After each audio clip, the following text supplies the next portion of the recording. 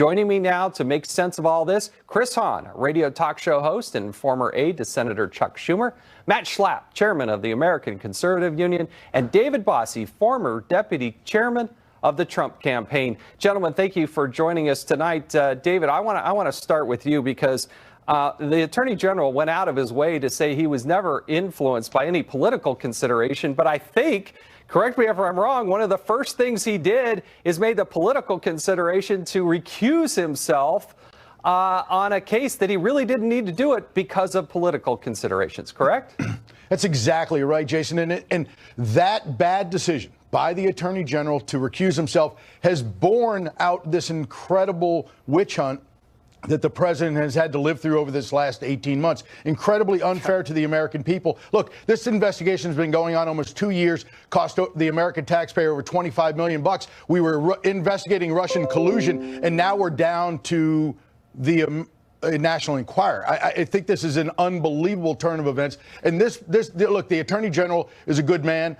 However, the president is frustrated by the Attorney General's decision.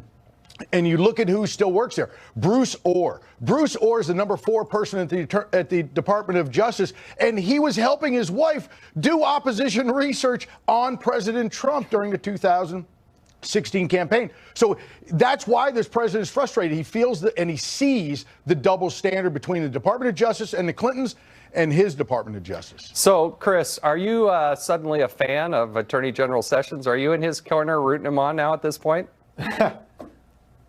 Well, you know, prior to this, I have never agreed with Jefferson Sessions once. I've disagreed with him on about 75 different fronts. But when all is said and all is done, Jefferson Sessions has beliefs. Donald Trump has none. So on this issue, I am with him, and he should steadfastly be true to the office he's taken right now. Do you really think that he? Do you really think it? Of political influence. But do you really believe that he had to recuse himself? This was a counterintelligence operation. There's nothing that he had to recuse himself from. It was not a criminal investigation. He most certainly did, because you recuse yourself when there is an appearance of a conflict. He had absolutely an appearance of a conflict. Then why doesn't Rod Rosenstein recuse himself, and why doesn't James Comey come forward with all the conflicts of interest? If that's the standard, then tell Rod Rosenstein's name is on that FISA report, the subject of an investigation. Because the president is. Look, the president's making it up. And if we had a Congress that was half as interested as you were when you were chair of the House Oversight Committee on who wrote the talking points, who were interested in the felonies that might have happened in New York, Chris, not to mention what the Trump Organization and the Trump Foundation has done, we would have investigations going to Congress. Congress is hapless right now, Jason. When you were chair of that committee, you investigated. I think you'd be investigating right now unless you were just... You know why Congress is hapless? Because this Attorney General does nothing to provide the documents that Congress has issued subpoena to. Matt, come on in here and give us your perspective on this, because this Attorney General is there a name only. I think he's one of the most feckless, ineffective Attorney Generals this country's ever had. But what's your read on it? That's my word.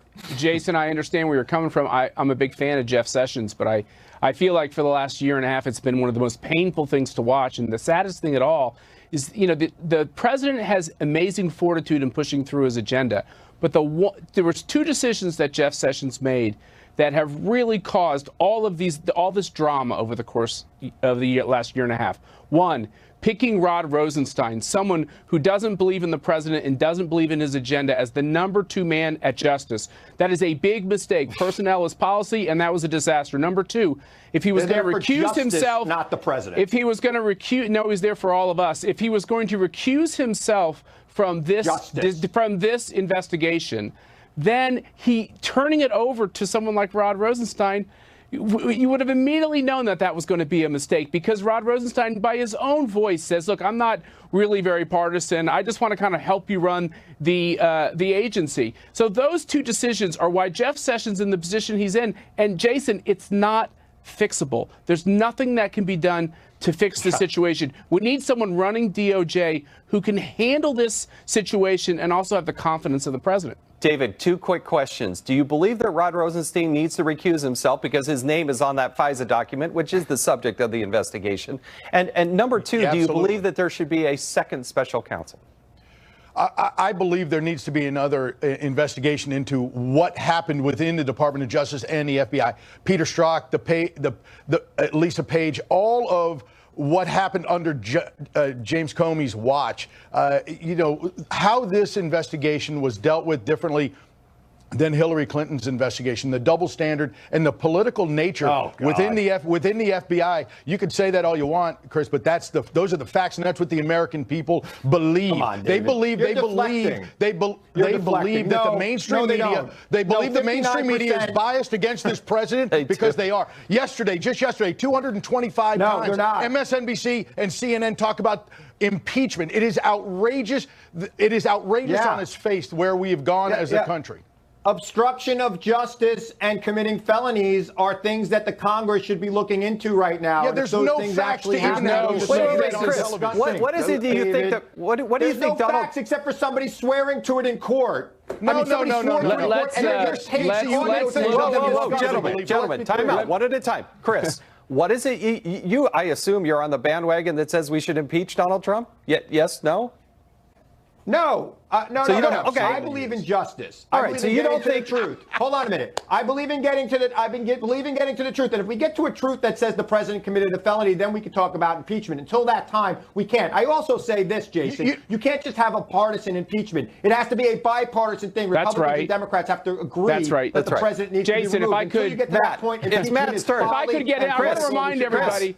Chris, take a breath. Go ahead, Matt. It's going to be okay, Chris. I want to remind everybody how this all got started. It all got started, even if you want to give the officials at DOJ a little bit of credit, and if you're a Trump fan, you want to give them just a little bit of credit. It was all about finding as fast as we could whether or not there was collusion with Putin's government. We're talking about the lifestyles of the rich and famous, and we're talking about squashing bad stories that could harm a reputation. It has nothing to do with collusion. It has nothing to do with Russia. The American people are repulsed by all of this. David, do you get concerned? Time out, need to follow the evidence where it takes them. Gentlemen, David, are you concerned that immunity is given to a member of the media? Now, people will scoff at the National Enquirer and say, oh, it's the National Enquirer, but you don't hear very often that the Department of Justice grants immunity to a news organization. I mean, there are certain times when you go and talk to your attorney, you get attorney-client privilege. When you talk to your doctor, you expect that those medical records won't be. And when you provide information or talk to a member of the media off the record, there is some sanctity there, is there not? There absolutely should be, and we don't know. It's all a hypothetical what David Pecker may or may not know and why he got that immunity deal. However, usually law enforcement gets something in return for that immunity deal. But if you look at Cheryl Mills and Samuelson, Hillary Clinton's lawyers, you remember this very well, that they got immunity in their deals and gave nothing in return, and there were no charges. Five got immunity, the closest to Hillary Clinton, and they got nothing out of it. Chris, you get the last word before we wrap it up. Well, I think we all want to know what's in David Pecker's safe, because that could be very interesting to the American people, and I wish it's like Congress Geraldo. was half as aggressive in figuring this out as you were when you were there. Yeah, that's maybe it is. Who knows? Gentlemen, thank you. I appreciated this spirited debate. I appreciate being here.